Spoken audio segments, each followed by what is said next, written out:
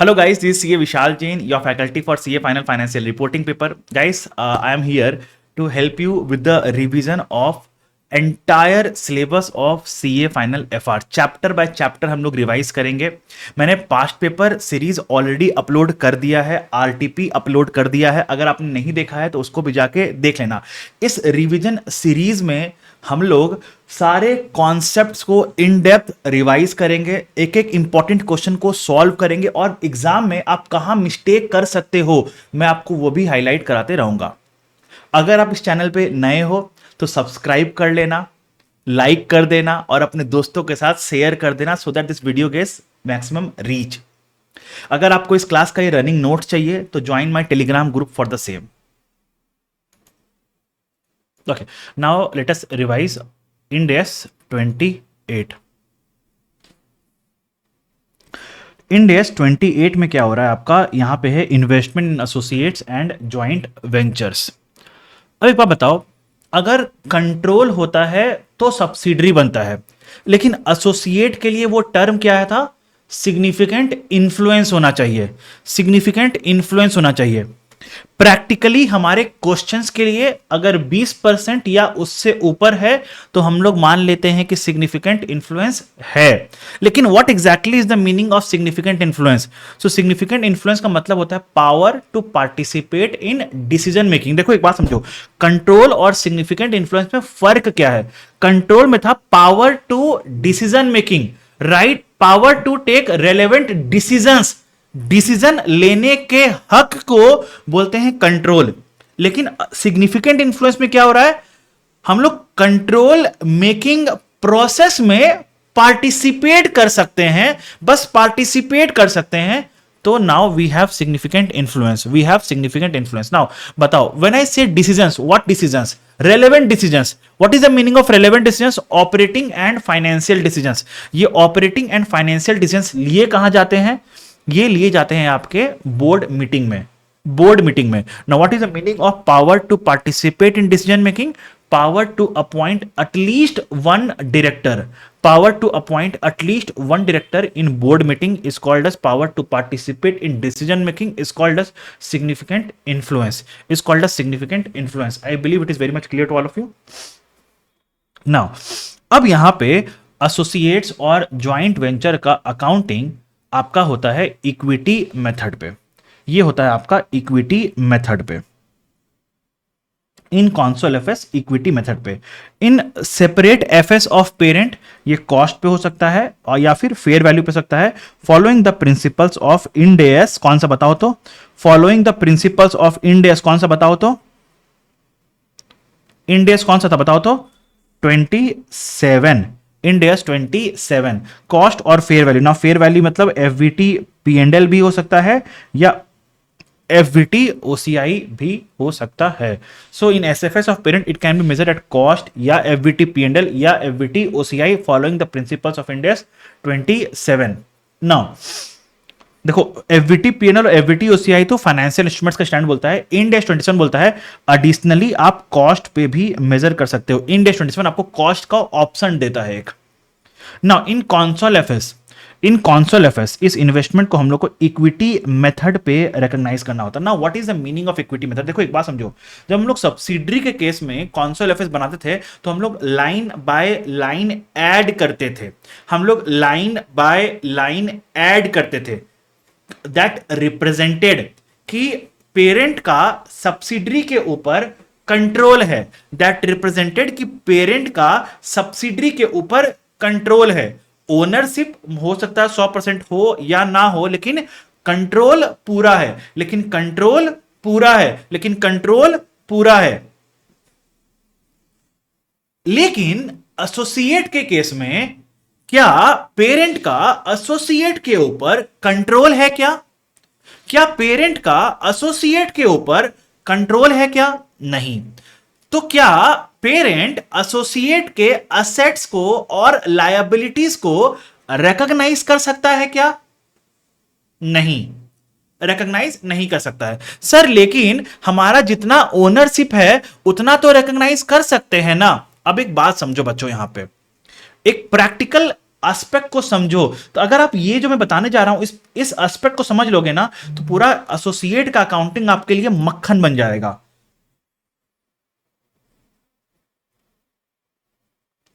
Let suppose ये है जोमैटो, ये है जोमैटो।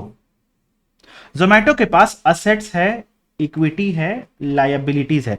असेट्स है 100 का, इक्विटी है 20 का, लायबिलिटीज है 80 का।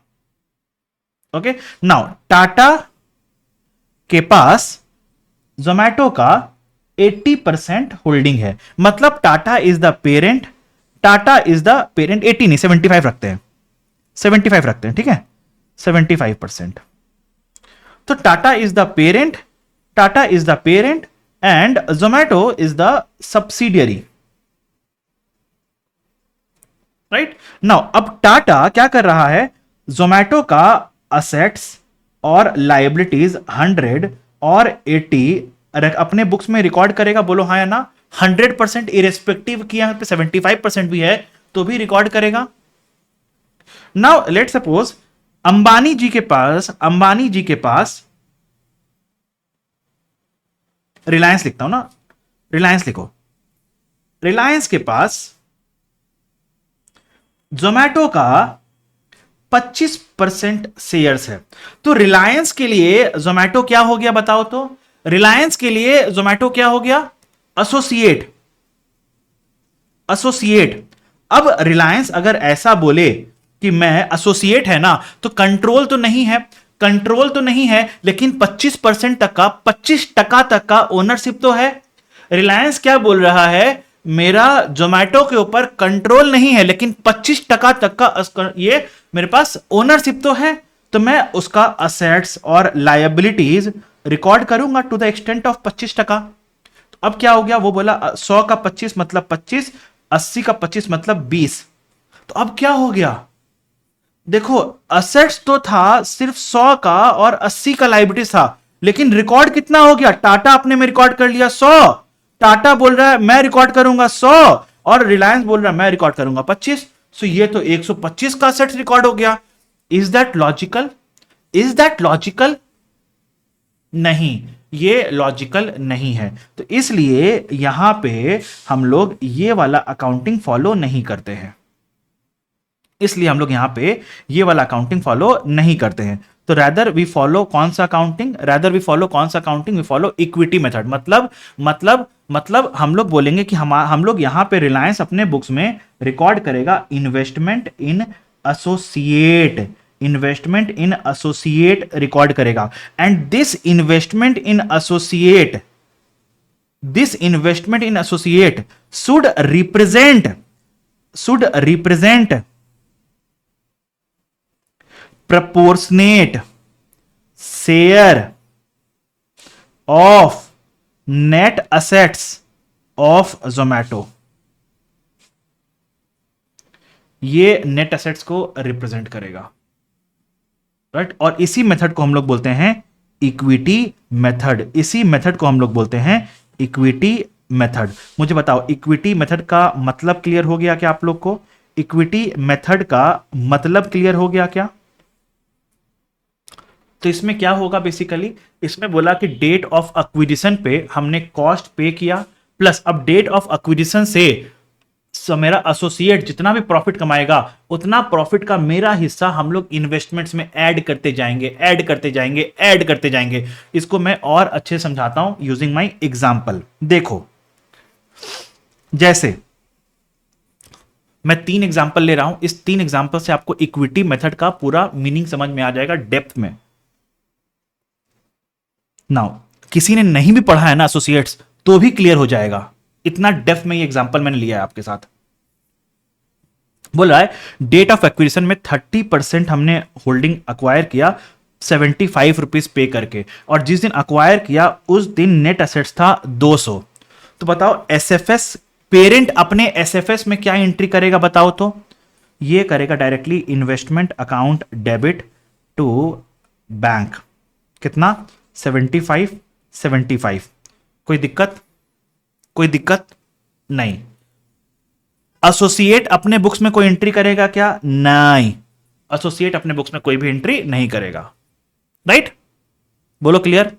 नाउ अब आ जाओ कॉन्सोल। तो कॉन्सोल में भी वही एंट्री होगा, investment account debit to bank. लेकिन बट हमें यहां पे एक चीज डिस्क्लोज करना पड़ेगा, क्या?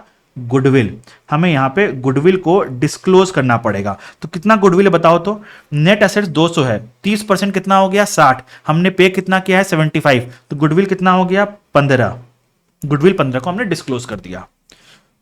ये डेट ऑफ एक्विजिशन का अकाउंटिंग आई बिलीव सबको क्लियर हो गया। नाउ फिर क्या बोल रहा है? सब एक साल बाद सब्सिडरी का, सॉरी, एसोसिएट का नेट एसेट्स इंक्रीज हो गया फ्रॉम 200 से 300, 200 से 300 इंक्रीज हो गया।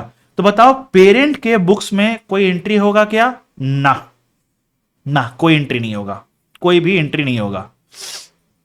अब एसोसिएट के बुक्स में कोई एंट्री होगा क्या? हां, क्या एंट्री होगा यहां पे एंट्री होगा net assets account debit to P and L. Profit कमाया, नेट एसेट क्यों बढ़ता है? प्रॉफिट कमाया। कितना से प्रॉफिट कमाया बताओ तो? 100 से प्रॉफिट कमाया, 100 से प्रॉफिट कमाया, एसोसिएट ने 100 से प्रॉफिट कमाया। अब कॉन्सोल एफएस में क्या करेंगे हम लोग? कॉन्सोल एफएस में क्या करेंगे? कितना से नेट एसेट्स बढ़ा? 100 से। तो हम लोग अपना इन्वेस्टमेंट को उसका प्रोपोर्शनेट शेयर से इन्वेस्टमेंट को इंक्रीज करेंगे। तो हम लोग पता है क्या करेंगे यहां पे? हम लोग बोलेंगे P and L account, not, sorry, my bad. So हम लोग बोलेंगे investment in associate account debit to P and L, to P and L. कितना से? कितना से? 30% है तो 30। और मेरे बैलेंस शीट में अब इन्वेस्टमेंट कितना पे जाएगा बताओ तो? 130। मेरा इन्वेस्टमेंट कितना बन गया? पहले था 100, पहले कितना था? पहले कितना था? 75 था क्या? सॉरी 75 था क्या?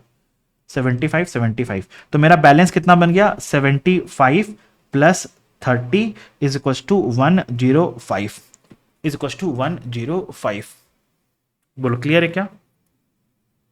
सर इस 105 को रीड करना कैसे सीखे? आ जाओ मैं रीड करना भी सिखा देता हूं। इस 105 को रीड करना कैसे सीखते हैं? तो यहां पे इट मींस इस 105 का मतलब क्या होता है? It means share of net assets of associate plus goodwill. देखो तो नेट एसेट्स कितना है आज इसका?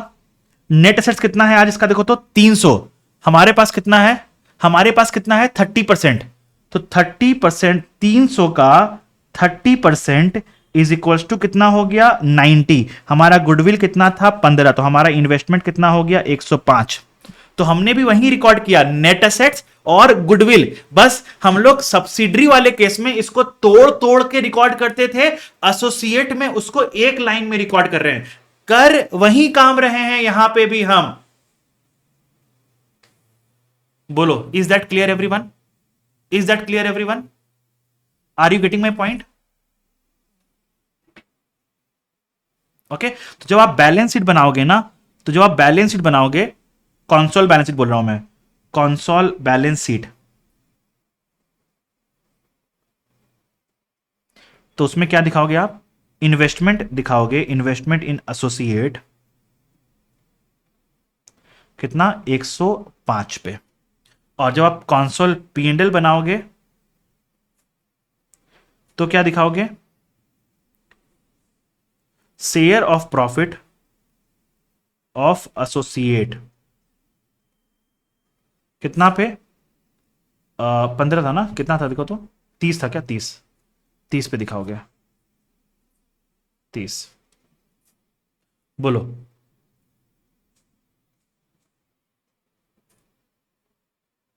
मनीषा क्वेरिया, यानी सीएफएस में फेयर वैल्यू पे रिकॉर्ड करते एंड पेरेंट के इसमें जितने पे अक्वायर किया था फर्स्ट उतने उतने पे। सो बेसिकली कॉस्ट पे रिकॉर्ड किया, डेट ऑफ एक्विजिशन पे, सब्सिक्वेंटली नेट असेट्स के चेंज को अकाउंटिंग करते गया, बस और कुछ नहीं। नेट असेट्स के चेंज को अकाउंटिंग करते गया, बस और कुछ नहीं मनीषा। ओके चलो दूसरा एग्जांपल और ले रहा हूं मैं, या छोड़ो इस एग्जांपल को छोड़ो, इस एग्जाम्पल का रिक्वायरमेंट नहीं है। डिविडेंड का मैं सेपरेटली पढ़ाऊंगा, ये कंफ्यूज कर सकता है आपको। डिविडेंड में सेपरेटली पढ़ाऊंगा। ओ सॉरी सॉरी, ओके।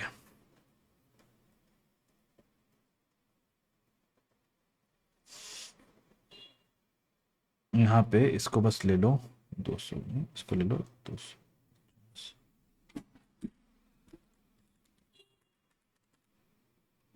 इसको ले लो 280।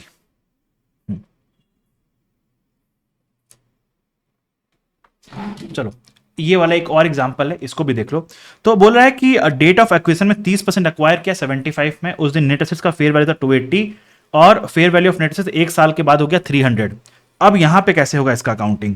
तो एसएफएस ऑफ पेरेंट में क्या हो जाएगा? Investment account debit to bank, कितना? 75 75। एसएफएस ऑफ एसोसिएट में कोई एंट्री होगा क्या? ना, कोई एंट्री नहीं होगा।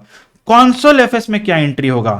कॉन्सोल एफएस में क्या एंट्री होगा? कॉन्सोल एफएस में क्या एंट्री होगा? तो अब कॉन्सोल एफएस में आपको रिकॉर्ड करना पड़ेगा यहां पे investment in associate, very important very important, investment in associate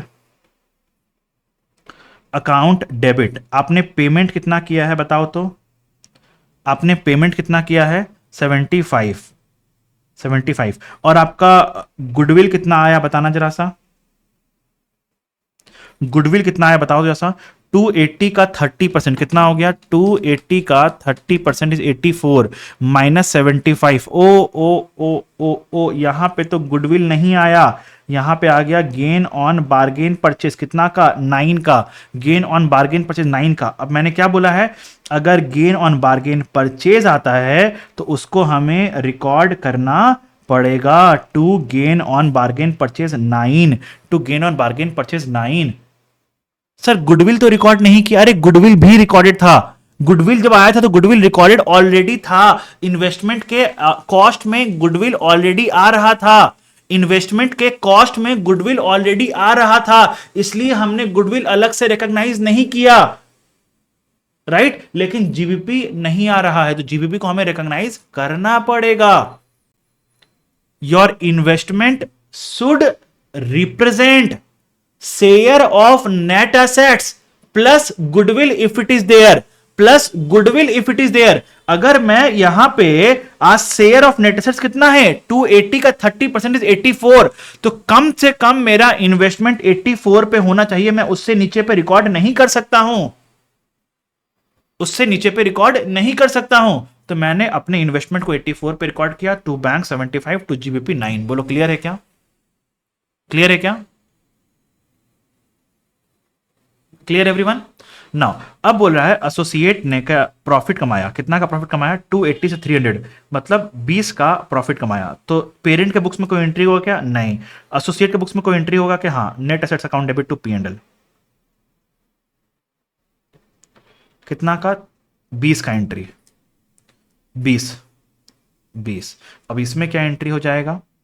investment in associate, ये तो छोटा ही एंट्री है, investment in associate account debit to P and L, कितना? 20 का 30% 6 6, तो मेरा इन्वेस्टमेंट कितना बन गया?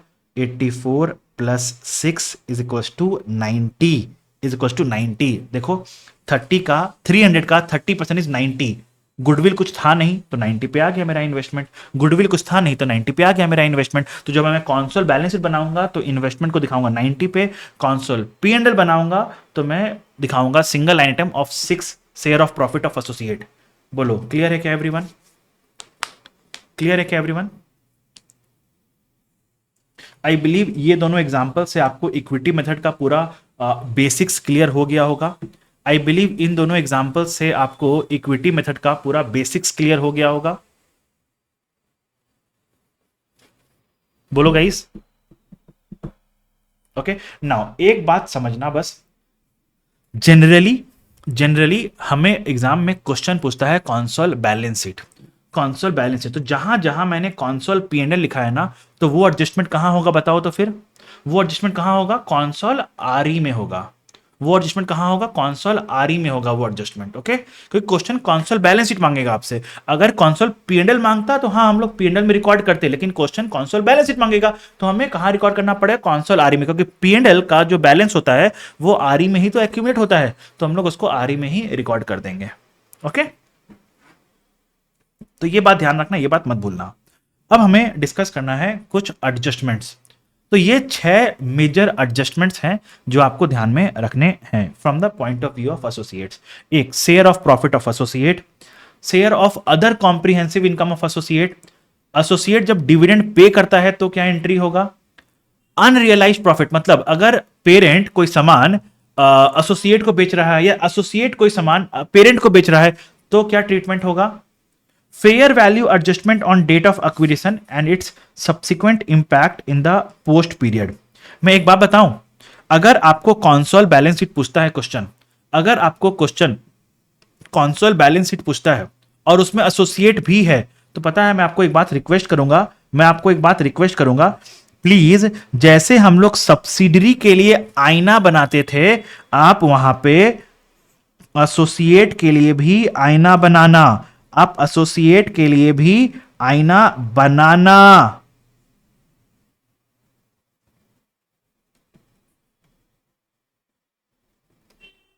ओके, तो आईना कैसे बनाओगे, डेट ऑफ एक्विजिशन, पोस्ट और रिपोर्टिंग डेट। तो यहां पे आ जाएगा आपका equity, share capital, retained earnings, तो ये आ गया आपका carrying amount of net assets. फिर यहां पे आ जाएगा फेयर वैल्यू एडजस्टमेंट्स, फिर इसका आ जाएगा एक्सेस डिप्रेशन, और जो भी सब चीज आता है वो सब कुछ आ जाएगा, एंड एक्सेस डिप्रेशन यही लिख देता हूं, excess depreciation and excess depreciation, इसको ऊपर लेके चलता हूं, सब कुछ आ जाएगा। अब ये वाला जो फिगर आया इसको आपको यूज करना है फॉर गुडविल या गेन ऑन बार्गेन परचेज के कैलकुलेशन के लिए। अब ये वाला जो फिगर आया इसको आपको कैसे यूज करना है, इसका आपको एसोसिएट का परसेंटेज मल्टीप्लाई करके ये बोलेंगे it comes share of profit of associate. सोपुआ हम लोग क्लास में पढ़े थे ना, ये वाला share of profit of associate, इसका एसोसिएट का बस परसेंटेज मल्टीप्लाई करेंगे और ये आ जाएगा share of profit of associate. I believe it is very much clear to all of you. चलो, तो शेयर ऑफ प्रॉफिट हमें निकालना पड़ेगा, शेयर ऑफ अदर कॉम्प्रिहेंसिव निकालना पड़ेगा, डिविडेंड अगर एसोसिएट पे करता है तो उसका ट्रीटमेंट क्या होगा, unrealised profit, fair value adjustment, excess depreciation और इंपेयरमेंट ऑफ इन्वेस्टमेंट। तो ये 6 एडजस्टमेंट्स हैं जो आपको ध्यान में रखने हैं। तो मैंने इन 6 एडजस्टमेंट का अकाउंटिंग ट्रीटमेंट बताया है आपको, वो डिस्कस कर लेते हैं, फिर मैं आपके साथ एक क्वेश्चन डिस्कस कर लूंगा। आ जाओ, share of profit of associate, तो हम लोग क्या करेंगे, यहां पे इन्वेस्टमेंट इन एसोसिएट को इंक्रीज करेंगे, तो और टू शेयर ऑफ प्रॉफिट, और ये शेयर ऑफ प्रॉफिट जो है ये पीएनएल में सिंगल लाइन आइटम में जाएगा। लेकिन अगर क्वेश्चन आपका कॉन्सोल बैलेंस शीट का मांगता है तो क्या करेंगे हम लोग, अगर आपसे क्वेश्चन कॉन्सोल बैलेंस शीट का मांगता है तो हम लोग क्या करेंगे, वहां पे हम लोग इंक्रीज करेंगे अपना इन्वेस्टमेंट इन एसोसिएट और इंक्रीज करेंगे कॉन्सोल आरई। सिमिलरली अगर आता है share of other comprehensive income, मतलब सब्सिडरी ने एसोसिएट ने रिवैल्यूएशन गेन रिकॉर्ड किया, तो हम लोग क्या एंट्री करेंगे बताओ तो, अगर हम लोग बना रहे हैं P&L तो हम लोग अपना शेयर ऑफ रिवैल्यूएशन गेन एक सिंगल लाइन आइटम में अदर कॉम्प्रिहेंसिव इनकम में रिकॉर्ड करेंगे। अपना शेयर, मेरा शेयर अगर 30% है तो 30% हम लोग रिकॉर्ड करेंगे। लेकिन कॉन्सोल बैलेंस शीट में क्या होगा, हम लोग इंक्रीज करेंगे इन्वेस्टमेंट इन एसोसिएट और इंक्रीज करेंगे कॉन्सोल आरई। क्या कॉन्सोल आरई इंक्रीज करेंगे कि यहां पे बताओ तो, क्या यहां पे हमें कॉन्सोल आरई को इंक्रीज करना है, क्या हमें यहां पे कॉन्सोल आरई को इंक्रीज करना है, नहीं, हमें इंक्रीज करना होगा रेस्पेक्टिव रिजर्व। लेकिन for the sake of simplicity आप क्वेश्चन में लिख के आ जाना कॉन्सोल अदर इक्विटी और उसी में सब कुछ ऐड कर देना, कॉन्सोल अदर इक्विटी में सब कुछ ऐड कर देना। अदर इक्विटी में रिटेन अर्निंग्स भी आ गया, अदर रिजर्व्स, ओसीआई का रिजर्व्स, सब चीज उसी में आ गया, तो कॉन्सोल अदर इक्विटी लिख देना। लेकिन मैंने, अगर आपको याद होगा, मैंने आपको पढ़ाया था, अगर एसोसिएट डिस्पोज ऑफ होता है, जिस दिन आप असेट को डिस्पोज ऑफ करते हो, तो ये जो accumulated OCI reserves of associate है उसको हम लोग क्या करेंगे, उसको हम लोग ट्रांसफर करेंगे। टू पी एंड एल अगर वो रिसाइक्लेबल है, टू रिटेन अर्निंग्स अगर वो रिसाइक्लेबल नहीं है। और इसके लिए रिसाइक्लेबल है नहीं है, कैसे उसका क्लासिफिकेशन होता है, कैसे उसका ट्रांसफर होता है, उसके लिए मैंने एक सेपरेट वीडियो आपके लिए बनाया है, ऑल अबाउट ओसीआई रिजर्व। उसका लिंक मैं डिस्क्रिप्शन में डाल दूंगा, आप वो भी एक बार देख लेना। ओके, सो उससे आपको ना पूरा ओसीआई रिजर्व्स का ट्रीटमेंट भी एक जगह पे मिल जाएगा, and which is very important. ICI ने पास्ट एग्जाम्स में क्वेश्चंस पूछे हैं उससे, और आरटीपीज में भी क्वेश्चन आया हुआ है। So don't forget that part. Okay, don't forget that part. Now तो ये हो गया आपका share of other comprehensive income. अब आते हैं एसोसिएट अगर डिविडेंड पे करता है तो क्या ट्रीटमेंट होता है। एसोसिएट अगर डिविडेंड पे करता है तो क्या ट्रीटमेंट होता है, मुझे बताओ।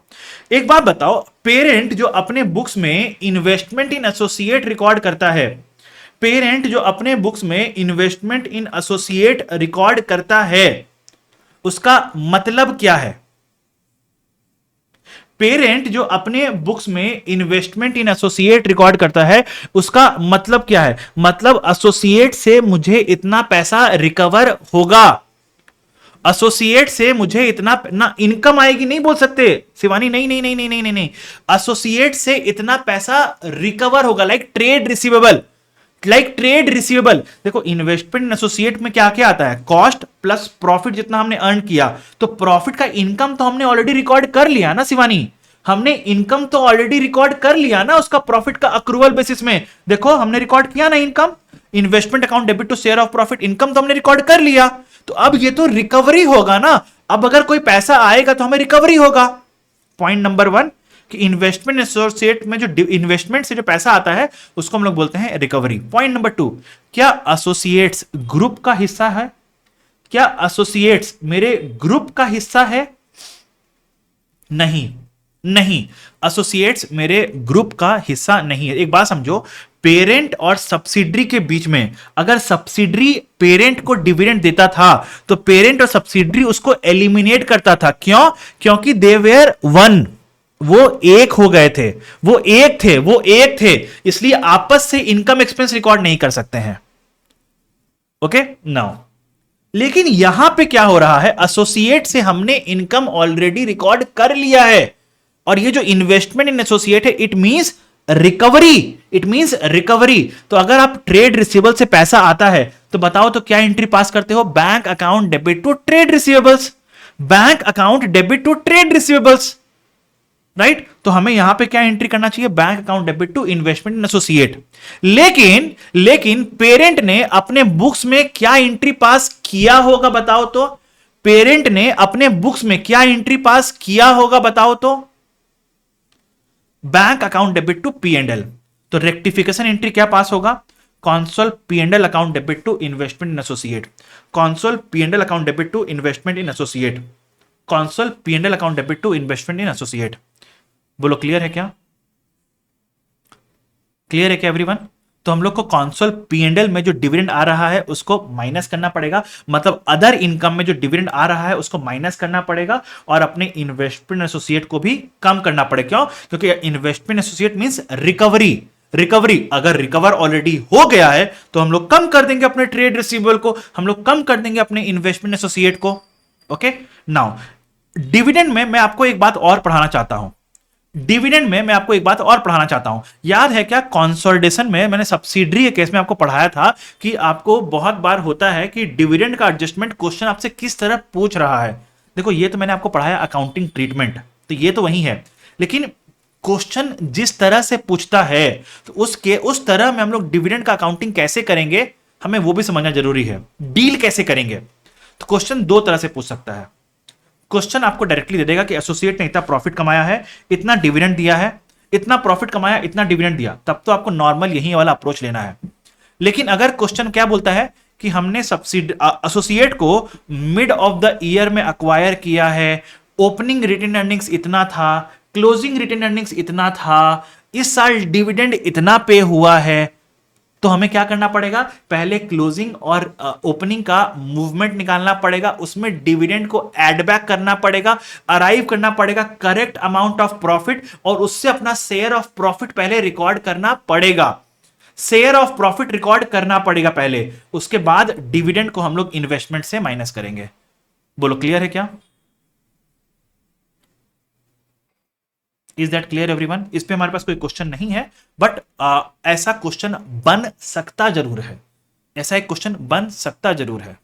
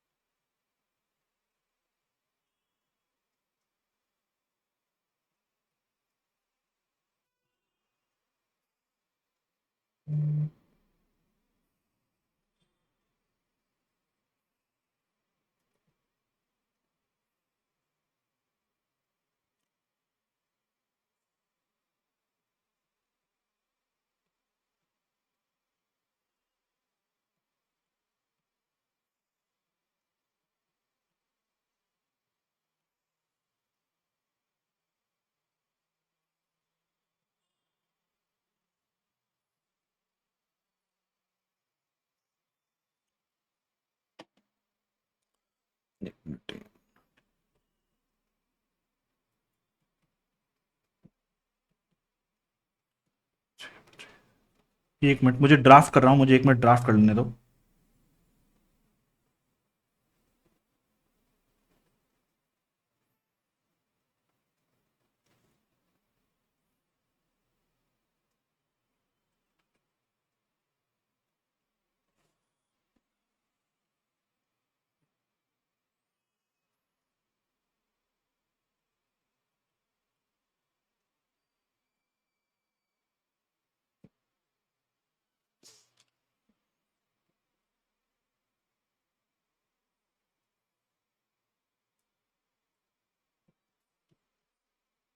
एक मिनट, हाँ।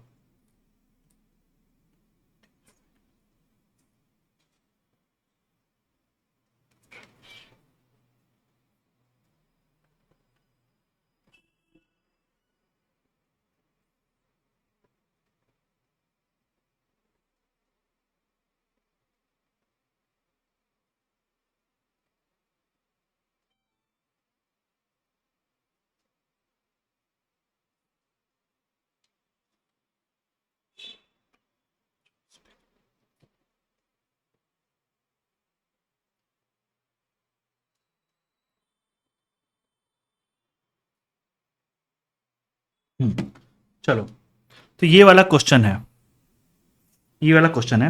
अब आपको बताना है इन्वेस्टमेंट, यहां पे आपको बताना है अब इस क्वेश्चन में what will be the treatment of dividend. तो हम लोग कैसे बनाएंगे, बना लो आईना, पहले बना लो allocation of net assets of associate.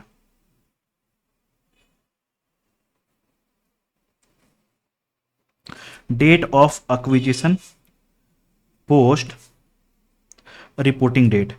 तो equity share capital retained earnings कितना, 100, 50, 100, 200, मूवमेंट 50, डिविडेंड आपने पे कितना किया बताओ तो 50, डिविडेंड आपने पे कितना किया 50। तो ये आप ऐड करोगे, ये आप ऐड करोगे डिविडेंड पेड यहां पे, राइट।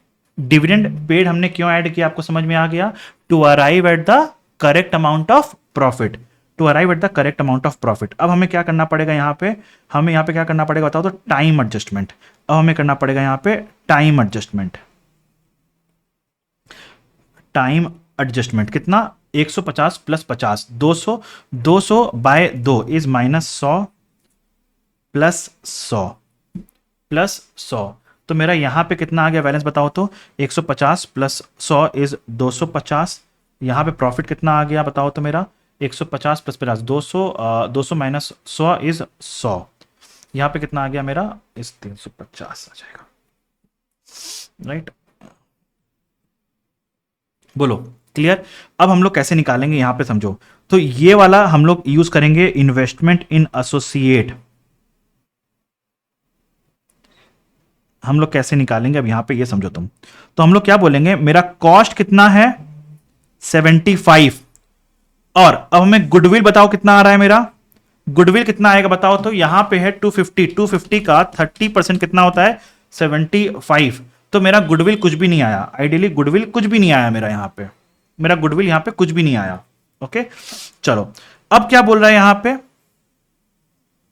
अब क्या बोल रहा है यहां पे, दूसरा आपका share of profit of associate कितना आ गया बताओ, तो share of profit of associate कितना आ गया, 100 का 30% इस 30, तो मेरा ये हो गया कितना 105, ये हो गया मेरा 105। लेकिन अब मुझे डिविडेंड भी तो मिला है, अब मुझे डिविडेंड भी तो मिला है, कितना का डिविडेंड मिला है बताओ, तो डिविडेंड मिला 50 का 30%, 15। So minus dividend, minus dividend, minus dividend कितना अपना, मेरे को कितना मिला 30%, 15, तो मेरा कितना आ गया वैल्यू 90, मेरा कितना आ गया वैल्यू 90। बोलो क्लियर है क्या, इज दैट क्लियर एवरीवन, बोलो गाइस। तो ये वैल्यू आ गया 90 आपका, तो मैं इस तरह से रिकॉर्ड करूंगा इन्वेस्टमेंट, सो बैलेंस शीट में मेरा ये वाला फिगर जाएगा। सर डिविडेंड में भी शेयर लेते, हाँ शेयर ही तो लिए है ना, 50 पेमेंट किया है, 30% लिए तो 15 मिला ना, डिविडेंड 50 तो पूरा एसोसिएट ने पूरा डिविडेंड पे किया है, 50 तो पूरा पे किया ना, मेरे को कितना मिला, पेरेंट को कितना मिला है अपना शेयर 30% मिला होगा, तो माइनस किया 15%, 15 राइट। और पीएनडल में क्या करेंगे हम लोग, पीएनडल में क्या करेंगे हम लोग, अगर क्वेश्चन पीएनडल मांग लेता है तो क्या करेंगे हम लोग, रिकॉर्ड करेंगे share of profit of associate कितना 30, और हम लोग यहां पे अदर इनकम में, अदर इनकम में पेरेंट रिकॉर्ड कर रखा होगा डिविडेंड इनकम ये 15 का, तो हम लोग उसको कर देंगे -15, तो इफेक्टिवली -15, 30 - 15 इज 15 हो गया। बोलो इज दैट क्लियर, डिविडेंड का ये वाला पॉइंट, क्या डिविडेंड का ये वाला पॉइंट क्लियर है आप लोगों को, very good, very good. Now fair value adjustment and it subsequent impact, तो फेयर वैल्यू एडजस्टमेंट जो होगा डेट ऑफ एक्विजिशन पे, उसका हम लोग यहां पे कंसीडर करते हैं, right. Use fair value, share of fair value of net assets to calculate goodwill और गेन ऑन बार्गेन परचेज, हम लोग फेयर वैल्यू ऑफ नेट से लेते हैं, हम लोग कैरिंग अमाउंट नहीं लेते, हम लोग फेयर वैल्यू लेते हैं ना, उसका एक्सेस डेप्रिसिएशन को हम लोग को भी हम लोग को पोस्ट आईना में एडजस्ट करना पड़ता है ना। अगर आपका इंपेयरमेंट, अगर आपका इन्वेस्टमेंट एसोसिएट इंपेयर हुआ है तो हमें उस इंपेयरमेंट को भी रिकॉर्ड करना पड़ता है consol PNL account debit to investment associate. अगर आपका क्वेश्चन कॉन्सोल बैलेंस शीट का है तो ये वाला अमाउंट कहां जाएगा, कॉन्सोल पीएनएल वाला अमाउंट कॉन्सोल आरई से एडजस्ट होगा, तो उस समय क्या होगा, हम लोग इन्वेस्टमेंट को रिड्यूस करेंगे, कॉन्सोल आरई को रिड्यूस करेंगे। बोलो इज दैट क्लियर एवरीवन। तो मेरा इन्वेस्टमेंट एसोसिएट जो आप बनाओगे उसमें कैसे कैसे होगा आप देखो, तो कॉस्ट आएगा, डेट ऑफ एक्विजिशन का कॉस्ट आएगा, फिर अगर आपका गेन ऑन बार्गेन परचेज आ रहा है डेट ऑफ एक्विजिशन पे तो हमें उसको भी रिकॉर्ड करना पड़ेगा, हमें गेन ऑन बार्गेन परचेज को भी रिकॉर्ड करना पड़ेगा, फिर शेयर ऑफ प्रॉफिट आएगा, share of other comprehensive income आएगा। नाउ डिविडेंड अगर पे किया है तो वो माइनस हो जाएगा, डिविडेंड अगर पे किया है तो वो माइनस हो जाएगा, excess depreciation on fair value adjustment into associate का परसेंटेज, एसोसिएट का परसेंटेज वो भी माइनस हो जाएगा, इंपेयरमेंट ऑफ इन्वेस्टमेंट। नाउ यहां पे एसोसिएट का परसेंटेज मल्टीप्लाई मत करना बच्चों, यहां पे मल्टीप्लाई मत करना, क्योंकि क्वेश्चन तो इस इन्वेस्टमेंट इन एसोसिएट के ही इंपेयरमेंट का बात कर रहा है ना, तो वो इंपेयरमेंट तो पूरा का पूरा मेरा ही है, वो इंपेयरमेंट तो पूरा का पूरा इसी इन्वेस्टमेंट का है, तो इसमें एसोसिएट का परसेंटेज मल्टीप्लाई मत करना, इसमें एसोसिएट का परसेंटेज मल्टीप्लाई मत करना। नाउ अब आते हैं अनरियलाइज्ड प्रॉफिट पे, अब आते हैं अनरियलाइज्ड प्रॉफिट पे, आ जाओ। अनरियलाइज्ड प्रॉफिट, पी का शेयर क्यों लिखे, कहां पे पी का शेयर लिखे हैं, कहां पे लिखा हूं मैंने पी का शेयर, डिविडेंड, हाँ तो पेरेंट का ही तो शेयर लिखेंगे ना, और किसका शेयर लिखेंगे, हमने पेरेंट एसोसिएट में कितना ले रखा है, पेरेंट का एसोसिएट में कितना होल्डिंग है। चलो अगर आपको कंफ्यूजन हो रहा है ना, मैं समझ गया आपको कंफ्यूजन क्यों हो रहा है, मैं समझ गया आपको कंफ्यूजन क्यों हो रहा है, उस कंफ्यूजन को दूर किया जाए, यहां पे भी लिख दो पेरेंट का परसेंटेज,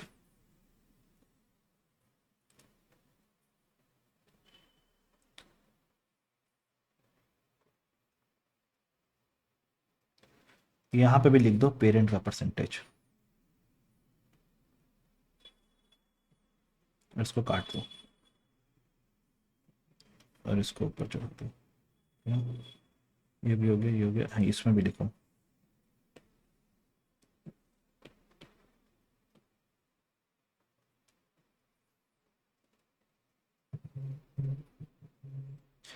पेरेंट एसोसिएट में कितना होल्ड करता है। अब ठीक है,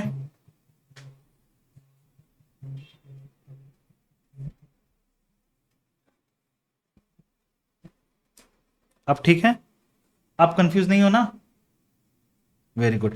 मतलब पेरेंट एसोसिएट में कितना परसेंटेज होल्ड करता है। चलो अब हम लोग चलते हैं अनरियलाइज्ड प्रॉफिट में। अनरियलाइज्ड प्रॉफिट का ट्रीटमेंट ना बड़ा ही आसान सा है बच्चों, कोई भी दिक्कत वाली बात है ही नहीं। मैं इसको इसके नीचे ही समझाता हूं, यहां पे समझाता हूं अनरियलाइज्ड प्रॉफिट का ट्रीटमेंट। इसके नीचे ऐड पेज। हाँ, अगर पेरेंट एसोसिएट को बेच रहा है तो क्या होगा बताओ। अनरियलाइज्ड प्रॉफिट का अमाउंट तो आप कैलकुलेट कर लोगे, मुझे उसमें नहीं लगता कोई दिक्कत है। मार्कअप मार्जिन वाला कुछ पॉइंट मैंने बढ़ाया था आपको कंसोलिडेशन में, तो वो वाला चीज देख लेना। Okay, now amount of unrealised profit irrespective की पेरेंट ए को बेच रहा है या एसोसिएट पेरेंट को बेच रहा है, irrespective of that unrealised profit multiplied by the parent percentage in associate. Okay, now अगर पेरेंट एसोसिएट को बेच रहा है तो हम लोग क्या करेंगे बताओ तो। रिड्यूस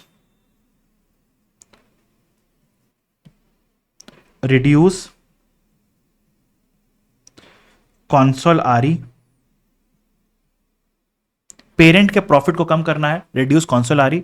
नाउ एसोसिएट के पास इन्वेंट्री है तो reduce inventory of associate, reduce inventory of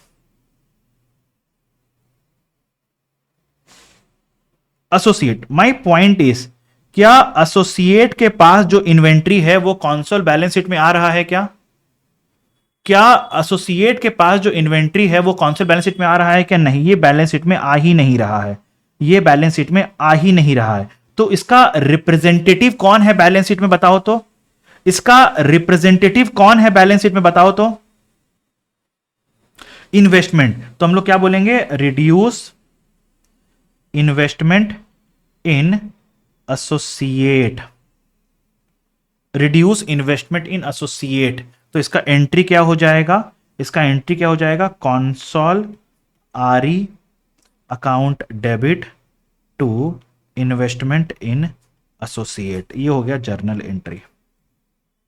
now अब अगर एसोसिएट ने पेरेंट को बेचा है तो क्या होगा। एसोसिएट ने पेरेंट को बेचा है तो एसोसिएट का प्रॉफिट कम करना होगा।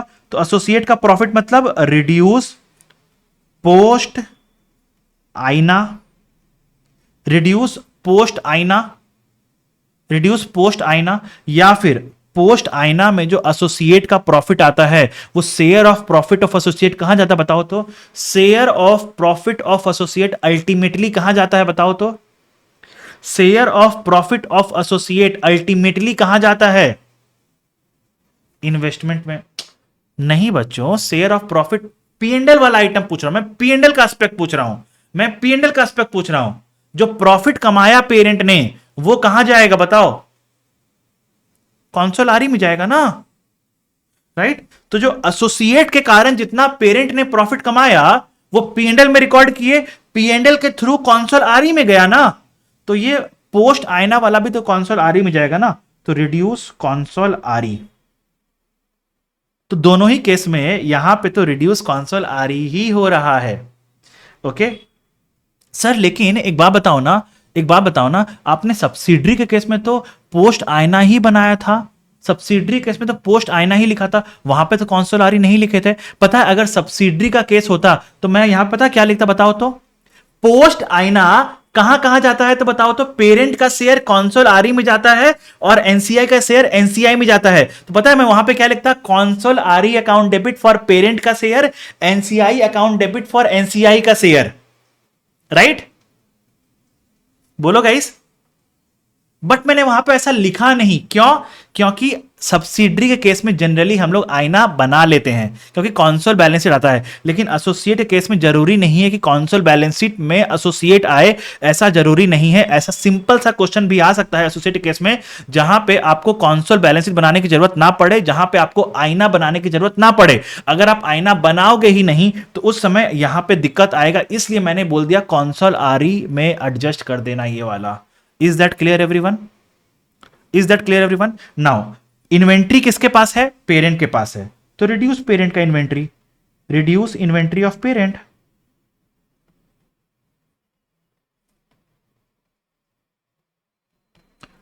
राइट नाउ तो इसका जर्नल एंट्री क्या हो जाएगा? इसका जर्नल एंट्री हो गया consol RE account debit to inventory. बोलो क्लियर है क्या amount? Is that clear everyone? Is that clear everyone? Come on guys tell me. But एक बात ध्यान में रखना, अमाउंट ऑफ अनरियलाइज्ड प्रॉफिट यही होगा, अमाउंट ऑफ अनरियलाइज्ड प्रॉफिट यही होगा। अपना शेयर पेरेंट का शेयर क्या है इस अनरियलाइज्ड प्रॉफिट में, उतना ही। 100% ऑफ अनरियलाइज्ड प्रॉफिट हम लोग नहीं रिकॉर्ड कर सकते हैं। Clear everyone?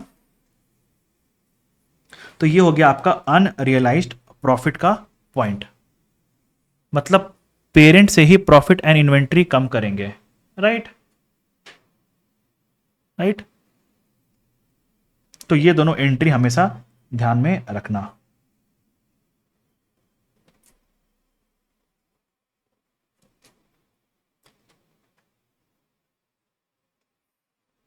तो कॉन्सोल आरई से ही चाहे पेरेंट एसोसिएट को बेचे या एसोसिएट पेरेंट को बेचे, प्रॉफिट एलिमेंट कॉन्सोल आरई से ही एडजस्ट होगा, प्रॉफिट एलिमेंट कॉन्सोल आरई से ही एडजस्ट होगा। लेकिन जो इन्वेंट्री वाला एलिमेंट था वो अगर इन्वेंट्री पेरेंट के पास है तो इन्वेंट्री से एडजस्ट करेंगे, अगर इन्वेंट्री एसोसिएट के पास है तो उसके इन्वेस्टमेंट इन एसोसिएट से एडजस्ट करेंगे। I believe that is clear to all of you. I believe that is clear to all of you. चलो अब आ जाओ इक्विटी मेथड पे, इस क्वेश्चन पे आ जाते हैं। एक मिनट रुक जाओ।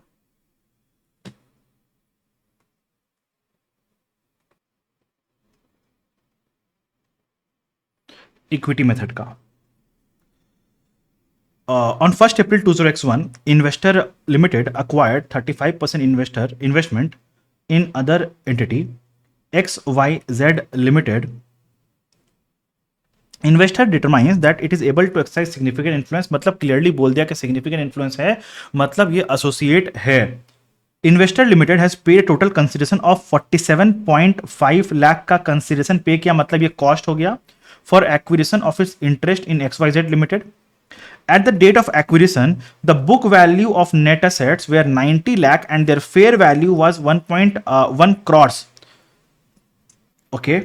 Investor Limited has determined the difference of rupees 20 lakh, 90 lakh से 110 lakhs का difference 20 lakh का जो है बोला pertains to an item of property, plant and equipment which has a remaining useful life of 10 years। मतलब 20 लाख का आपका हो गया फेयर वैल्यू एडजस्टमेंट और 20 लाख डिवाइडेड बाय 10 ईयर्स का हो जाएगा आपका एक्सेस डिप्रेशन पर ईयर का।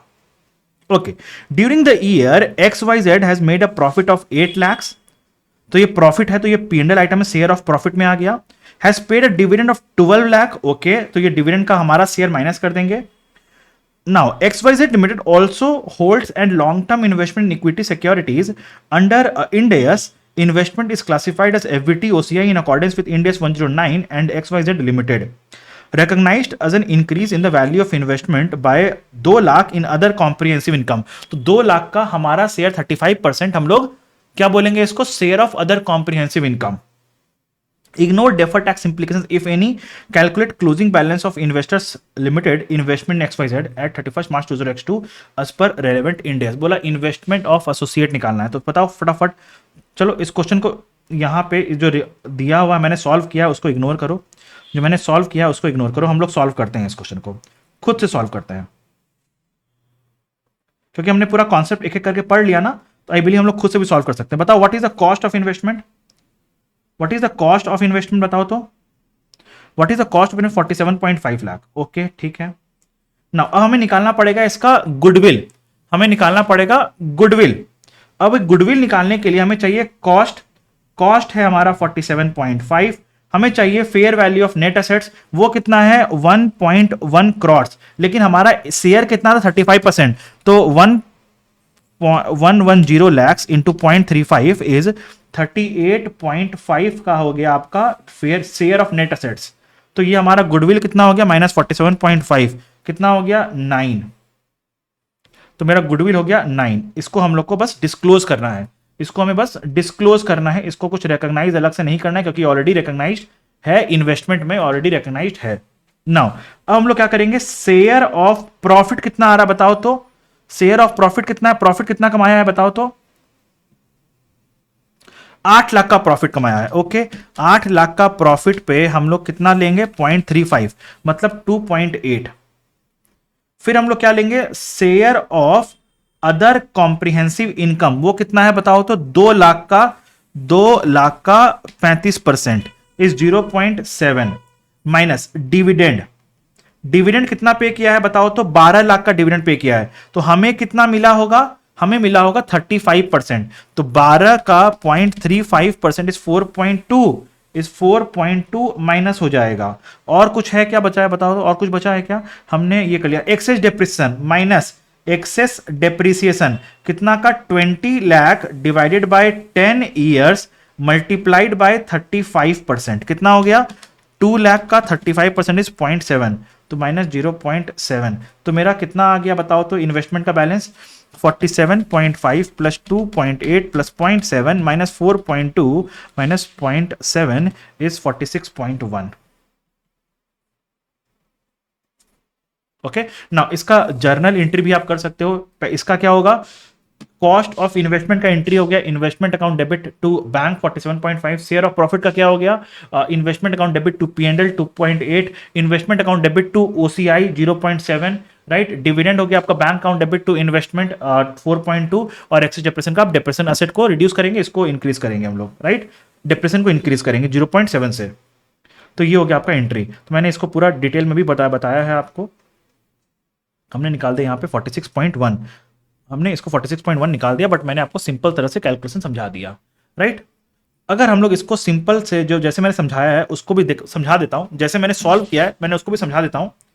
तो पेरेंट क्या किया है देखो, तो यहां पे investment account debit to bank record करेगा, फिर डिविडेंड पेरेंट अपना शेयर ऑफ प्रॉफिट रिकॉर्ड करेगा, share of other comprehensive record करेगा, डिविडेंड जो मिला उसको रिकवरी बोलकर रिकॉर्ड करेगा, और 47.5 यहां पे बोला आ गया। नाउ अब समझो बात को, पेरेंट के एसएफएस ऑफ पेरेंट में वो अपना रिकॉर्ड कर लिया, पेरेंट अपने एसएफएस में 47.5 रिकॉर्ड किया, चलो पेरेंट अपने एसएफएस में शेयर ऑफ प्रॉफिट रिकॉर्ड करेगा क्या, पेरेंट अपने एसएफएस में शेयर ऑफ प्रॉफिट रिकॉर्ड करेगा क्या, नहीं। पेरेंट अपने एसएफएस में share of other comprehensive income record करेगा क्या, नहीं। पेरेंट अपने एसएफएस में डिविडेंड को क्या रिकॉर्ड करेगा, bank account debit to PNL, bank account debit to PNL कितना 4.2, और पेरेंट अपने एसएफएस में क्लोजिंग में इन्वेस्टमेंट कितना दिखाएगा 47.5। तो यहां पे लिखो ये एसएफएस ऑफ पेरेंट है बच्चों, ये एसएफएस ऑफ पेरेंट है, बोलो क्लियर। नाउ एसोसिएट का carrying amount of net assets 90 था, फेयर वैल्यू 110 था, डिफरेंस 20 आया, बोला 20 जो है ये fair value adjustment of property plant equipment है जिसका रिमेनिंग लाइफ 10 साल है। बोला इस पीरियड में, इस एक साल में प्रॉफिट कमाया 8 लाख का, ओसीआई है 2 लाख का, और डिविडेंड पे किया है 12 लाख का, और इसका एक्सेस डेप्रिसिएशन होगा कितना का, इसका एक्सेस डेप्रिसिएशन कितना हो गया 2 lakh, 20 lakh by 10 is equal to 2 lakh का एक्सेस डेप्रिसिएशन भी है, राइट। ये एसोसिएट का एनालिसिस है। अब हमें देखना है कॉन्सोल एफएस में क्या होगा, ग्रुप एफएस में क्या होगा। तो ग्रुप एफएस में क्या बोलेंगे, हमारा इन्वेस्टमेंट का कॉस्ट है 47.5 lakh, allocation of net assets कर दो, तो 90 कैरिंग अमाउंट मेरा 98 और 2 यहाँ पे हो गया। नाउ फेयर वैल्यू एडजस्टमेंट 20 है और 2 का एक्सेस डेप्रिसिएशन है, तो मेरा रिवाइज प्रॉफिट हो गया 6, और मेरा डेट ऑफ एक्विजिशन का नेट एसेट्स हो गया 110। तो मैं क्या करूंगा, इस वैल्यू को लूंगा गुडविल कैलकुलेट करने के लिए, 110 का 35% विच इज 38.5, मैंने देखो यहां पे वहीं लिया 38.5, वहीं से आया, कैसे आया है ये 110 का 35%। ओके, नाउ अब गुडविल यहां पे इन्वेस्टमेंट कैसे निकला देखो तो 47.5 मेरा कॉस्ट, शेयर ऑफ प्रॉफिट 2.1 कैसे आया, 2.8 का शेयर ऑफ प्रॉफिट माइनस 0.7 का एक्सेस डेप्रिसिएशन, 0.7 का excess depreciation. Now other comprehensive income 0.7, share of dividend 4.2, तो ये आ गया 46.1। अब मेरे बैलेंस शीट में और पीएनएल में कैसे जाएगा, तो मेरे कॉन्सोल बैलेंस शीट में जाएगा 46.1 बोल के, मेरे कॉन्सोल पीएनएल में जाएगा share of profit 2.1, share of associate 0.7 और अदर इनकम में माइनस करेंगे 4.2, माइनस करेंगे 4.2 क्यों, माइनस करेंगे 4.2 क्यों, डिविडेंड, वेरी गुड, ठीक है। चलो तो ये हो गया आपका सिंपल वाला, ये हो गया पूरा, मैंने लॉजिक के साथ समझा दिया, लॉजिक के साथ समझा दिया। एग्जाम में कैसे करना है, एग्जाम में सिंपल हिस्से से करो ना यार, एग्जाम में सिंपल हिस्से से करो ना, बट हाँ सिर्फ इतना सॉल्व करके आ जाओगे आपको 8 मार्क्स मिल जाएगा क्या, नहीं, आपको सब चीज को एक्सप्लेन करना पड़ेगा, आपको एक्सप्लेन भी करना पड़ेगा। तो हर एक लाइन आइटम के लिए एक एक लाइन लिख दो ना, जैसे देखो शेयर ऑफ प्रॉफिट में तो कुछ लिखना नहीं है, share of other comprehensive income के लिए एक लाइन लिख दो, डिविडेंड के लिए एक लाइन लिख दो, एक्सेस डिप्रेशन के लिए एक लाइन लिख दो, कैलकुलेशन दिखा दो, बस हो गया, डन। तो आपको मिल जाएगा 8 मार्क्स आराम से। क्लियर है क्या? ये लॉन्ग कट मेथड आपको लग रहा है क्योंकि मैंने पहले एसएफएस में दिखाया, फिर एसोसिएट में दिखाया, फिर पूरा दिखाया, तो इसलिए आपको लॉन्ग कट लग रहा है। एग्जाम में इतना नहीं दिखाना है आपको, दिखाना ही नहीं है एग्जाम में आपको, ये एग्जाम के लिए ये वाला पार्ट तो इररिलेवेंट है, ये नहीं दिखाना है आपको, okay. Unless otherwise question specifically बोल देता है कि एसएफएस ऑफ पेरेंट का भी दिखाओ, तो बात अलग है, अदरवाइज नहीं दिखाना है ना। अब हमें पढ़ना है, तो हमारा इक्विटी मेथड यहां पे आके खत्म होता है, हमारा इक्विटी मेथड यहां पे आके खत्म होता है। कुछ कुछ चीजें मैं बता देता हूं, हम लोग जो भी प्रॉफिट लेंगे, शेयर ऑफ अदर कॉम्प्रिहेंसिव लेंगे, इनकम लेंगे, डिविडेंड लेंगे, जो भी होगा, हम लोग सब में अपना शेयर लेते हैं, चाहे अनरियलाइज्ड प्रॉफिट भी है, हम लोग अपना शेयर लेते हैं, पेरेंट अपना share of investment in associate लेता है, ओके। लेकिन अगर इन्वेस्टमेंट का इंपेयरमेंट है तो उसमें शेयर मल्टीप्लाई नहीं होता है, उसमें शेयर मल्टीप्लाई नहीं होता है, मैंने ये वाला पॉइंट लिख भी दिया आपके लिए। अब हमारे पास पड़ रहा है 3 चीजें, अब हमारे पास बच रहा है 3 चीज, क्या, disposal of associate, disposal of associate, ना associate to subsidiary and loss making associate. काफी आसान सा पॉइंट है, काफी आसान सा पॉइंट है। तो स्टैंडर्ड क्या बोल रहा है, जब भी आप अपने एसोसिएट को डिस्पोज ऑफ करते हो, जब भी आप अपने एसोसिएट को डिस्पोज ऑफ करते हो तो क्या करना पड़ेगा बताओ तो, बोला जो भी आपने ओसीआई रिजर्व्स एक्यूमुलेट किया है उनको आपको ट्रांसफर करना पड़ेगा from OCI reserves to either PNL अगर वो रिसाइक्लेबल है, या रिटेन्ड अर्निंग्स अगर वो रिसाइक्लेबल नहीं है, ओके। नाउ अगर आप एसोसिएट से सब्सिडरी बन रहे हो, जिसको हम लोग बोलते हैं स्टेप एक्विजिशन, तो स्टैंडर्ड यहां पे क्या बोलता है, अगर आप एसोसिएट से सब्सिडरी बन रहे हो, so standard is saying that we understand, we assume that it is a case of first of all disposal of associate and then acquisition of subsidiary, okay. तो जब आप एसोसिएट से सब्सिडरी बनते हो तो इसको ऐसे देखो कि पहले आपने एसोसिएट को डिस्पोज किया, फिर सब्सिडरी को अक्वायर किया। मतलब जब आप एसोसिएट से सब्सिडरी बनोगे उस केस में भी आपका जितना ओसीआई रिजर्व्स होगा उसको आपको पीएनएल या आरई में ट्रांसफर करना पड़ेगा। तो उसका एक क्वेश्चन है जो मैंने कंसोलिडेशन में आपको ऑलरेडी करा दिया है, स्टेप एक्विजिशन का क्वेश्चन था।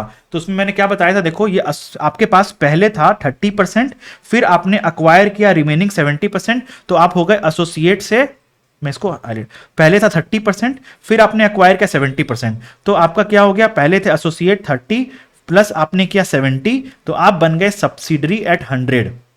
तो ये हो गया आपका स्टेप एक्विजिशन। तो जैसे आप एसोसिएट से सब्सिडरी बने तो हम लोग क्या मानते हैं कि पहले आपने एसोसिएट को डिस्पोज ऑफ किया, फिर सब्सिडरी को अक्वायर किया। तो इस केस में हम लोग क्या करेंगे, जो मेरा ओसीआई का जो रिजर्व्स है, जैसे शेयर ऑफ एक्सचेंज डिफरेंस मतलब एफसीटीआर, और शेयर ऑफ रिवैल्यूएशन रिजर्व मतलब रिवैल्यूएशन रिजर्व, बोला ये दोनों ओसीआई का पार्ट था, तो इसको आपको ट्रांसफर करना पड़ेगा या तो पीएनएल में या आरई में। तो एफसीटीआर इज अ रिसाइक्लेबल, तो इस 100 को हम लोग ट्रांसफर कर देंगे पीएनएल में। Now revaluation reserve is non recyclable, तो इसको हम लोग ट्रांसफर कर देंगे रिटेन्ड अर्निंग्स में। देखो मैंने इसका जर्नल एंट्री पास कराया है यहां पे।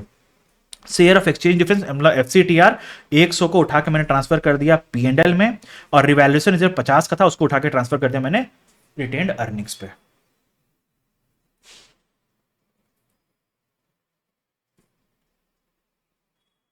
बोलो क्लियर है क्या? Is that clear everyone? For your understanding मैं एक काम और कर देता हूं यहां पे, for your easy understanding.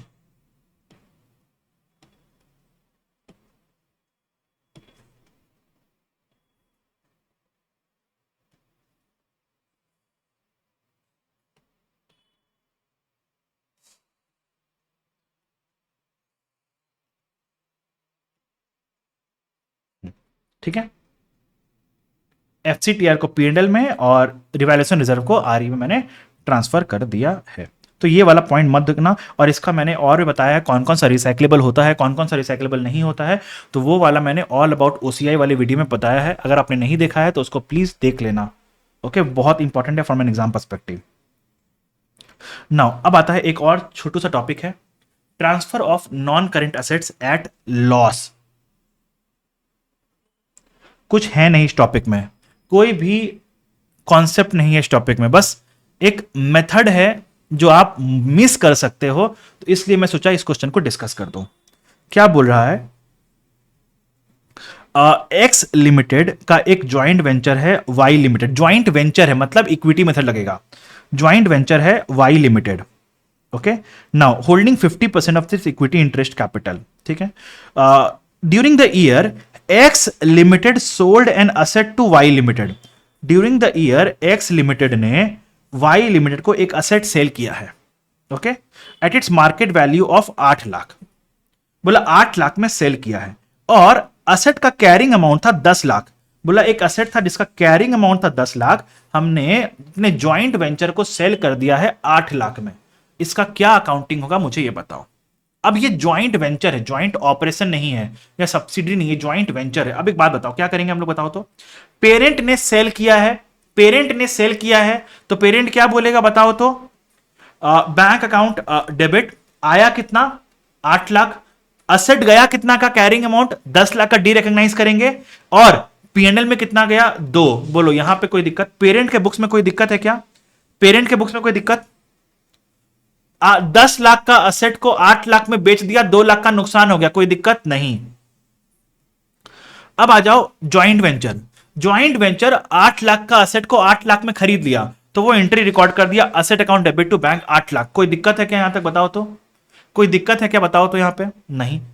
Sir क्या बढ़ा रहे हो आप, असेट का परचेज और सेल का एंट्री पढ़ा रहे हो मुझे? नहीं, समझो बात को, क्वेश्चन सिनेरियो बी में है, मेन जो गलती होगा वो सिनेरियो बी में है। Assume the same facts as per scenario A, except that the asset is sold by Y Limited। मतलब ज्वाइंट वेंचर अगर पेरेंट को सेल करेगा तो क्या होगा, Y लिमिटेड X को सेल करेगा तो क्या होगा, instead of X selling to Y। तो चलो सिनेरियो को रिवर्स करते हैं। मतलब क्या हो रहा है, Y के पास एक असेट था जिसका कैरिंग अमाउंट 10 लाख था, वो X को सेल किया 8 लाख में। तो बताओ एंट्री क्या होगा, सब चीज को छोड़ दो, मुझे बताओ एंट्री क्या होगा। Y के बुक्स में एंट्री क्या होगा, bank account debit 8 lakh, asset को डी रिकॉग्नाइज किया 10 लाख, लॉस आया 2 लाख, बोलो हाँ या ना। लॉस आया 2 लाख, बोलो हाँ या ना। नाउ पेरेंट क्या एंट्री करेगा, पेरेंट 8 लाख के असेट को 8 लाख में परचेस किया, तो asset account debit to bank 8 lakh. कोई दिक्कत यहां तक? बोलो कोई दिक्कत यहां तक? नहीं। अब क्या होता है, क्योंकि ये ज्वाइंट वेंचर है, क्योंकि ये ज्वाइंट वेंचर है, तो ज्वाइंट वेंचर में हम लोग क्या लगाते हैं बताओ तो? ज्वाइंट वेंचर में हम लोग क्या लगाते हैं बताओ तो? Equity method. Now equity method में क्या करते हैं, अगर ज्वाइंट वेंचर को कोई गेन हुआ है या लॉस हुआ है तो उसका शेयर हम लोग लेते हैं, उसका शेयर हम लोग लेते हैं। बोलो गाइस। नाउ तो इसको नुकसान कितना का हुआ 2 लाख का, तो मेरा शेयर कितना है 50%, 50% का शेयर है मेरा, तो 50% ऑफ 2 लाख कितना हुआ 1 लाख, तो 1 लाख मेरा भी नुकसान हुआ, तो 1 लाख मेरा भी नुकसान हुआ, तो मैं बोलूंगा ना share of loss in joint venture account debit 1 lakh to investment in joint venture 1 lakh. बोलो बच्चे ये वाला एंट्री मिस कर जाते हैं। मैंने कुछ नया पढ़ाया क्या इस क्वेश्चन में, मैंने इस क्वेश्चन में कुछ नया पढ़ाया क्या? नहीं, बट ये वाला एंट्री मिस हो सकता है आपसे एग्जाम में अगर क्वेश्चन आ गया तो। ठीक है, तो इसलिए मैं नहीं चाहता हूं कि ये सब मिस हो। 4 से 6 मार्क्स का क्वेश्चन आ सकता है एग्जाम में, और सिर्फ इसके कारण फोकट का मार्क्स चल जाएगा आपका। तो मैं नहीं चाहता हूं कि आपका ये फोकट का मार्क्स जाए। बोलो क्लियर है? चलो अब एक छोटा सा पॉइंट पढ़ना हमें, loss making associate. Loss making associate, loss making associate का एक फुल फ्लेजेड क्वेश्चन हमारे स्टडी मटेरियल में है। तो मैं बट एग्जाम में अगर मेरा लगता जैसा मुझे लगता है कि एग्जाम में लॉस मेकिंग एसोसिएट का ये फुल फ्लेजेड क्वेश्चन नहीं पूछेगा आइडियली, बट फिर भी कुछ भी हो सकता है। तो आप लोग पढ़ना तो सब कुछ ही, लेकिन जैसा मुझे लगता है ये या तो इसका छोटा वर्जन बना के एमसीक्यू में डाल देगा, या इसी का एक छोटा वर्जन बना के क्वेश्चन आपसे पूछ सकता है। ओके, तो बट छोड़ के मत जाना।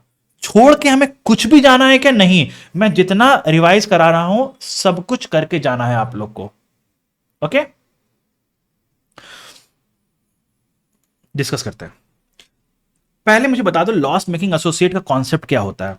तो बोल रहा है आपका जो इन्वेस्टमेंट इन एसोसिएट होता है, जो इन्वेस्टमेंट इन एसोसिएट होता है उसको हम लोग रिकॉर्ड करते हैं इक्विटी मेथड पे। मतलब अगर एसोसिएट प्रॉफिट कमा रहा है तो प्रॉफिट को हम लोग इन्वेस्टमेंट्स में ऐड करते हैं और इन्वेस्टमेंट इंक्रीज होते जाता है।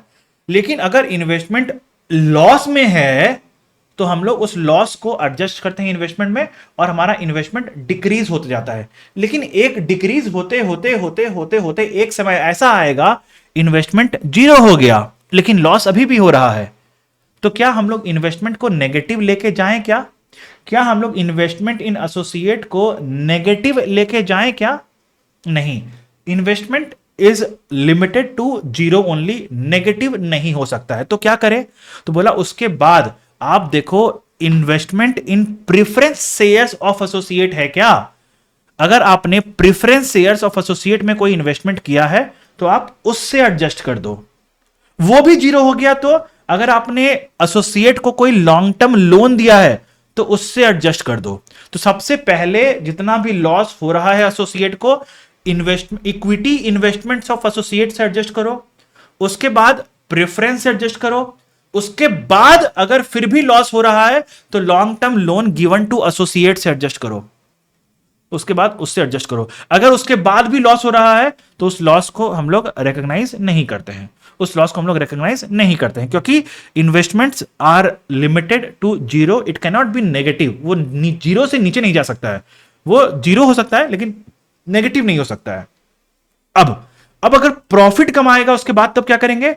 तो प्रॉफिट का रिवर्सल कैसे करेंगे? तो सबसे पहले लॉन्ग टर्म लोन को रिवर्स करेंगे, फिर प्रेफरेंस शेयर्स को रिवर्स करेंगे, फिर इक्विटी इन्वेस्टमेंट्स को रिवर्स करेंगे। तो इसका हमेशा ये वाला डायग्राम याद रखना, पहले इक्विटी, फिर प्रेफरेंस, फिर लोन्स, ईपीएल, फिर। लेकिन अब रिवर्स कैसे करेंगे? अगर रिवर्सल कैसे होगा तो पहले रिवर्सल होगा, पहले लोन्स, फिर प्रेफरेंस शेयर्स, फिर equity,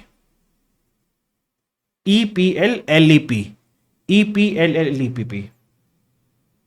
okay, EPL LPE, EPL LPE, loss और रिवर्सल।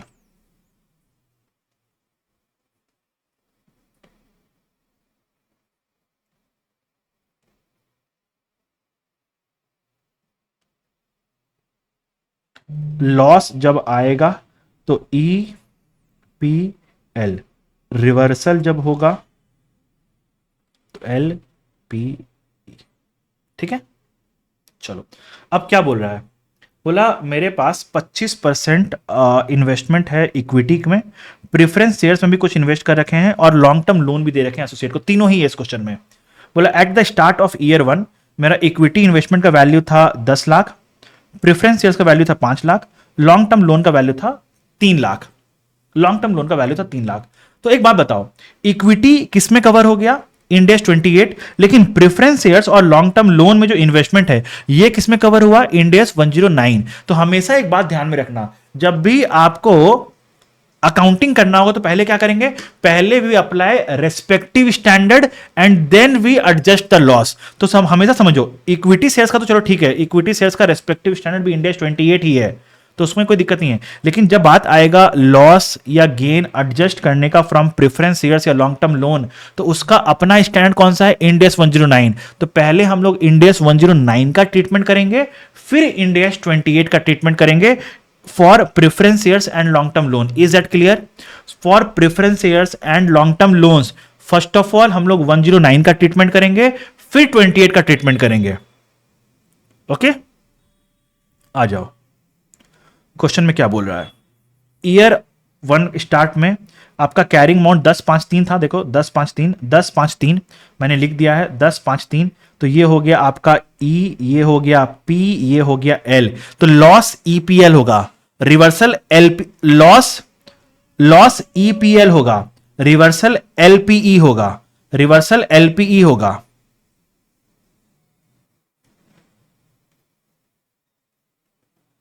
ओके, 1053 आपका कैरिंग अमाउंट था।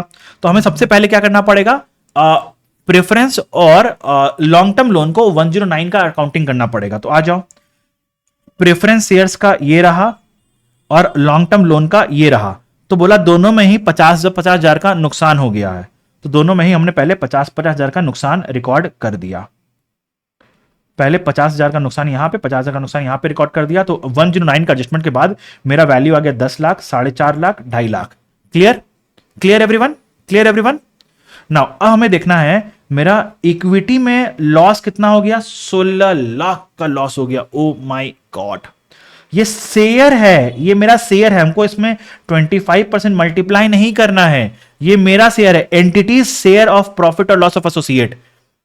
तो हम लोग क्या करेंगे, सबसे पहले लॉस को एडजस्ट करेंगे इक्विटी से 10, फिर भी मेरा 6 का लॉस बच गया, तो हम लोग 4.5 का लॉस एडजस्ट करेंगे प्रेफरेंस से, और फिर भी कितना, 16 लाख का था ना, तो 10 प्लस 14.5 हो गया, प्लस अब बचा 1.5, तो 1.5 यहां से एडजस्ट करेंगे। तो carrying amount at year and 1 क्या हो गया आपका, ये वाला हो गया carrying amount at year and 1। बोलो क्लियर है क्या? Carrying amount at year and 1 clear है क्या आपको?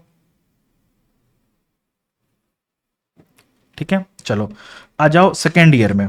सेकेंड ईयर बोला प्रेफरेंस शेयर्स में 50,000 का नुकसान हो गया, लॉन्ग टर्म लोन में कुछ नहीं हुआ। अरे भाई एक बात देखो, यहां पे बोल रहा है प्रेफरेंस शेयर्स में 50,000 का नुकसान हो गया, तो नुकसान रिकॉर्ड करने के लिए मेरे पास बैलेंस है क्या? प्रेफरेंस शेयर्स में 50,000 का नुकसान रिकॉर्ड करने के लिए बैलेंस है क्या? नहीं है। तो क्या इसको इग्नोर कर दे? नहीं, इसको एक बार हम लोग पार्क करके रखेंगे, इसको एक बार हम लोग पार्क करके रखेंगे, होल्ड करके रखेंगे, ठीक है, बाद में देखेंगे। तो मैंने इसको होल्ड पे डाल दिया, अभी प्रेफरेंस शेयर्स का 0.5 को होल्ड पे डाला। लॉन्ग टर्म लोन में कुछ भी नहीं था, ठीक है। अब इक्विटी में क्या है, 2 लाख का नुकसान आ गया, इक्विटी में 2 लाख का नुकसान आ गया। तो हम लोग क्या करेंगे, 2 लाख का नुकसान, तो 2 लाख तो है ही नहीं, 1 लाख था, 1 लाख का नुकसान एडजस्ट नहीं कर सके, तो 1 लाख को होल्ड पे रखे, 1 लाख को होल्ड पे रखे। तो अब देखो दो चीज है, एक प्रेफरेंस शेयर का 50,000 होल्ड पे है, एक इक्विटी का 1 लाख होल्ड पे है। ओके, चलो तो ईयर एंड 2 पे तीनों हो गया है जीरो। एक आंधी आया और सबको जीरो बना के चला गया, एक आंधी आया और सबको जीरो बना के चला गया, पूरा घर उजाड़ के चला गया। तो ये हो गया आपका carrying amount at year and 2। मुझे बताओ ये क्लियर है क्या? Carrying amount at year and 2 clear है क्या आप लोग को? चलो अब चलो ईयर 3 में क्या हो रहा है। ओ हो, प्रेफरेंस शेयर्स में 1 लाख का गेन हो गया और लॉन्ग टर्म लोन में भी 1,50,000 का गेन हो गया। तो रिकॉर्ड करो, रिकॉर्ड करो 1 लाख का गेन। लेकिन अब हम लोग क्या करेंगे, प्रेफरेंस शेयर में बोल रहे हैं 1 लाख का गेन हुआ, ओके, लेकिन 1 लाख के गेन में पहले 50,000 का जो नॉस पहले जो होल्ड पे रखे थे उसको एडजस्ट करो यहां से, पहले उसको एडजस्ट करो यहां से, और इसका 0.5 रिकॉर्ड कर लो, इसका 0.5 रिकॉर्ड करो। तो मेरा कितना बैलेंस आया, 0.5 0.5 0.5 0.5 0.5 0.5। और फिर क्या करेंगे, इक्विटी में कितना हुआ इसका देखो तो। अच्छा इक्विटी में कुछ भी नुकसान नहीं है इस बार, चलो, लेकिन इक्विटी का 1 लाख का नुकसान तो आ रहा है ना, पहले का होल्ड पे है ना, इक्विटी का 1 लाख का नुकसान होल्ड पे है ना, तो उसको एडजस्ट करो। इक्विटी का 1 लाख का नुकसान को एडजस्ट करो, 0.5 0.5, फिर से जीरो हो गया यार, ये तो बढ़ने ही नहीं दे रहा मेरे बैलेंस को, ये फिर से जीरो हो गया। बोलो क्लियर है क्या?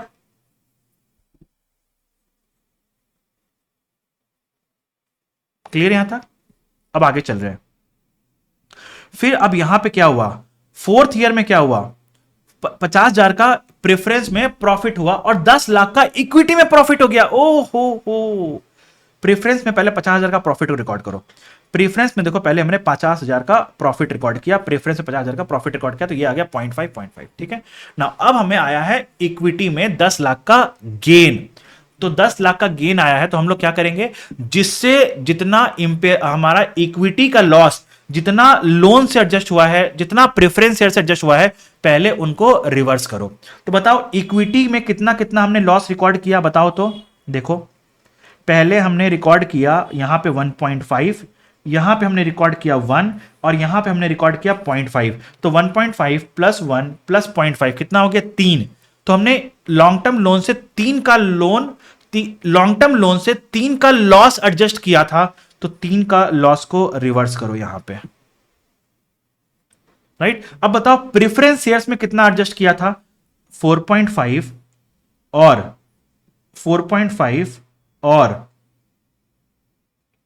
0.5, 4.5 और 0.5, राइट। 4.5 और 0.5 हमने एडजस्ट किया था, तो यहां पे कितना हो जाएगा, 5 का यहां पे रिवर्सल आ गया, तो ये हो गया मेरा 5 प्लस 5.5 इस 5.5 हो गया नाउ। तो हमारा गेन हुआ कितना था, 10 लाख का। तो 10 में से 3 ये ले गया, 5 ये ले गया, 2 इसके पास बचा, 2 इसके पास बचा, इक्विटी के पास बचा 2, तो इक्विटी के पास आ गया 2। फिर उसके बाद क्या बोल रहा है, फिफ्थ ईयर में प्रेफरेंस पे मेरे को 30 का फायदा हुआ और फिर 10 लाख का फायदा हुआ इक्विटी पे। अब देखो, अब जो 10 लाख का फायदा हुआ इक्विटी पे, क्या मैं अब प्रेफरेंस और लॉन्ग टर्म लोन को कुछ दूंगा क्या, क्या मैं प्रेफरेंस और लॉन्ग टर्म लोन को कुछ दूंगा क्या? अब जो मेरा 10 लाख का फायदा हुआ है, कुछ देना है कि नहीं, क्योंकि उनसे जितना लॉस एडजस्ट किया था उतना मैंने गेन डाल दिया वहां पे, जितना जितना लॉस एडजस्ट किया था उतना उतना लॉस डाल, उतना उतना प्रॉफिट डाल दिया मैंने वहां पे। तो अब पहले मुझे 0.3 का प्रेफरेंस में ये डाल दो, 0.3 का प्रेफरेंस में पहले ये डाल दो। अब मेरे को 10 लाख का इक्विटी में प्रॉफिट हुआ, तो ये 10 लाख का 10 लाख पूरा का पूरा इक्विटी में चला गया, 10 लाख का पूरा इक्विटी में चला गया। तो ये आ गया आपका carrying amount at year and 5। तो इसका क्रक्स क्या है, सबसे पहले एक बात समझो, इंड एस 109 का नुकसान इंड एस 109 के प्रॉफिट के साथ ही एडजस्ट होगा। इंड एस 109 का नुकसान इंड एस 109 के प्रॉफिट के साथ ही एडजस्ट होगा। नाउ शेयर ऑफ लॉस ये इन्वेस्टमेंट इक्विटी में एडजस्ट होगा, फिर carrying amount as per Ind AS 109 और प्रेफरेंस और लॉन्ग ईपीएल में एडजस्ट होगा। Reversal of loss only to the extent of share of equity loss allocate, जितना लॉस डाले थे उतना ही प्रॉफिट भी डालेंगे वहां पे, जितना लॉस डाले थे उतना ही प्रॉफिट डालेंगे, उससे ज्यादा नहीं। Now loss as per Ind AS 109 can not be set off against share of profit, वो शेयर ऑफ प्रॉफिट से सेट ऑफ नहीं हो सकता है। बोलो क्लियर है क्या? 109 का ट्रीटमेंट 109 के साथ ही होगा। लेकिन हां एक बात बोल सकते हो, इक्विटी का लॉस 109 के गेन के साथ एडजस्ट हो सकता है। इक्विटी का लॉस देखो हुआ है ना, इक्विटी का लॉस देखो मैं बता रहा हूं, इक्विटी का लॉस 4.5 एडजस्ट हुआ है ना 109 के गेन के साथ, राइट। तो इक्विटी का लॉस एडजस्ट हो सकता है, लेकिन इंड एस 109 का लॉस इंड एस 109 के साथ ही एडजस्ट होगा।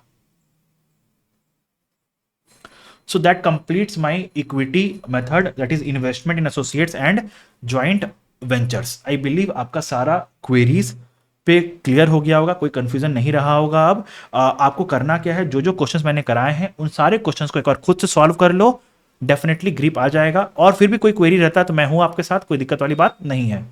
ओके, इसका सिंपल क्रक्स इस क्वेश्चन का एक बार फिर से सुन लो, मैं बता देता हूं। इक्विटी में अगर लॉस आएगा, इक्विटी में अगर लॉस आएगा तो सबसे पहले इक्विटी से एडजस्ट करेंगे, फिर हम लोग प्रेफरेंस शेयर्स के इन्वेस्टमेंट, एक मिनट, इक्विटी में लॉस आएगा तो हम लोग लिखेंगे सबसे पहले इन्वेस्टमेंट इन इक्विटी से एडजस्ट करेंगे, फिर इन्वेस्टमेंट इन प्रेफरेंस से एडजस्ट करेंगे, फिर लॉन्ग टर्म लोन से एडजस्ट करेंगे। अगर आपको इन्वेस्टमेंट इन प्रेफरेंस पे लॉस आया, इन्वेस्टमेंट इन प्रेफरेंस शेयर्स पे लॉस आया, तो उसको हम लोग सिर्फ और सिर्फ इन्वेस्टमेंट इन प्रिफरेंस शेयर्स के गेन के साथ ही एडजस्ट कर सकते हैं। लॉन्ग टर्म लोन में अगर आपको लॉस आया है तो इसको हम लोग सिर्फ लॉन्ग टर्म लोन के गेन के साथ ही एडजस्ट कर सकते हैं। Clear everyone? Clear everyone? Wonderful. Okay, चलो that's all for day. Thank you guys, bye bye.